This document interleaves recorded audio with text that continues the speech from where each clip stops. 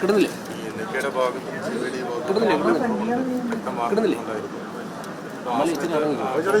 പ്രവർത്തകരും ഈ സംഘാടകരുമാണ് കൂടെ വന്നത്.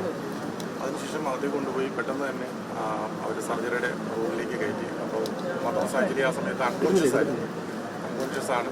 അപ്പോൾ ഇപ്പോൾ അവിടെ CT സ്കാനിന് വേണ്ടി കയറ്റിയിരിക്കുകയാണ്. CT സ്കാനിന് വേണ്ടി അകത്തേക്ക് കയറ്റിയിരിക്കുന്നു. അതോടൊപ്പം തന്നെ ന്യൂറോ സർജൻ ഇവിടെ എത്തിയിട്ടുണ്ട്.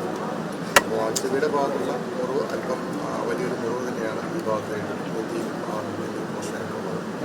എന്താണെങ്കിലും ഇവിടെ തന്നെ മെഡിസിൻ കണ്ടിന്യൂ ചെയ്യുകയാണെന്നാണ് സംശയിക്കുന്നത്. എന്താണെങ്കിലും ന്യൂറോ സർജനും ബാക്കിയുള്ള ആളുകളെല്ലാം തന്നെ ഇപ്പോൾ സ്ഥലത്തെത്തിയിട്ടുണ്ട്. വിദഗ്ധ ചികിത്സയ്ക്ക് വേണ്ടി വേറെ ഏതെങ്കിലും ആശുപത്രിയിലേക്ക് മാറ്റുമോ അങ്ങനെ എന്തെങ്കിലും? ഇല്ല, അങ്ങനെ സംസാരം ഉണ്ടായിരുന്നു. അതിൽ CT സ്കാൻ എടുത്തു കഴിഞ്ഞതിന് ശേഷം മാത്രമേ എൻ്റെ തീരുമാനത്തിലേക്ക് വരുള്ളൂ.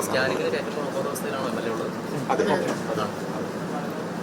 ഇപ്പോൾ ഉമ്മ തോമസിന്റെ കൂടുതൽ വിദഗ്ധമായിട്ടുള്ള പരിശോധനകൾക്ക് വേറെ ഡോക്ടേഴ്സ് ഇങ്ങോട്ട് എത്തുകയോ അങ്ങനെ എന്തെങ്കിലും? ഇവിടുത്തെ ന്യൂറോ സർജനും എല്ലാം എത്തിയിട്ടുണ്ട്. ഇവിടുത്തെ ന്യൂറോ സർജനും ഫിസിഷ്യനും എല്ലാവരും അകത്ത് തന്നെയുണ്ട്. പിന്നെ നേതാക്കളായിട്ട് ബിന്നി വരാനകത്തുണ്ട്, അതുപോലെ ദീപ്തി മെറുവർഗീസ് അകത്തുണ്ട്. അങ്ങനെ താങ്കൾ കാണുമ്പോൾ കോൺഷ്യസ് ആയിരുന്നോ? താങ്കൾ ഉമ്മ തോമസിനെ കാണുമ്പോൾ കോൺഷ്യസ് അല്ല. ഒരുപാട് രക്തം വാർന്നു പോയിട്ടുണ്ട്. എവിടെ വെച്ചാ കണ്ടത്? സംഭവ സ്ഥലത്ത് വെച്ച് തന്നെയായിരുന്നു? അല്ല, ഞാൻ ഇവിടെ ഹോസ്പിറ്റലിൽ വെച്ചാണ്.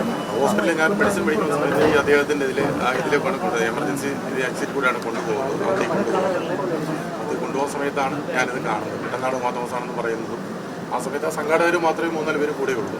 കോൺഗ്രസിൻ്റെ 1-2 പ്രവർത്തകർ മാത്രമേ ഉള്ളൂ. ബാക്കി എല്ലാവരും കൂടെ തന്നെ ഒരു 10 മിനിറ്റിനുള്ളിൽ എല്ലാ ആൾക്കാരും എത്തിയിട്ടുണ്ട്.